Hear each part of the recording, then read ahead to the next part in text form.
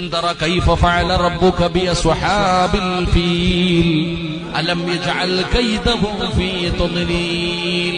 ഈ സൂറത്ത് ഓതാറില്ലേ? ഇതിന്റെ അർത്ഥം വായിച്ചു നോക്കിയിട്ടുണ്ടോ? ഇതിന്റെ അർത്ഥം നിങ്ങൾ ആരെങ്കിലും വായിച്ചു നോക്കിയിട്ടുണ്ടോ?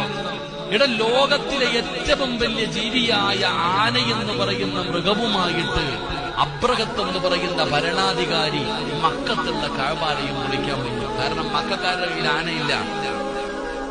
ആനയെന്ന് പറയുന്ന ജീവിയുമായി അബ്രഹത്ത് എന്ന് പറയുന്ന ഭരണാധികാരി അള്ളാടെ കഅബാലയം പൊളിക്കാൻ വന്നപ്പോ അള്ളാ എന്താ ചെയ്തേ? ആ ചെറിയ കിളിയുണ്ടല്ലോ, കുരുവി, ആ ചെറിയ കിളി, ആ കിളിയെ കൊണ്ട് അല്ലാഹു സുബ്ഹാനഹു വ തആല ആ അബ്രഹത്തിന്റെ ആനപ്പടയെ തകർത്ത് കളഞ്ഞില്ലേ? അല്ലാഹ് പറഞ്ഞില്ലേ പശുവ് പുല്ല് തിന്നിട്ട് ബാക്കി വന്നത് ചവിട്ടി തേക്കുന്നത് പോലെ അബ്രഹത്തിന്റെ ആനപ്പടയെ അല്ലാഹു തകർത്ത് കളഞ്ഞു എന്ന് അല്ലാഹുവിന്റെ വിശുദ്ധ ഖുർആൻ.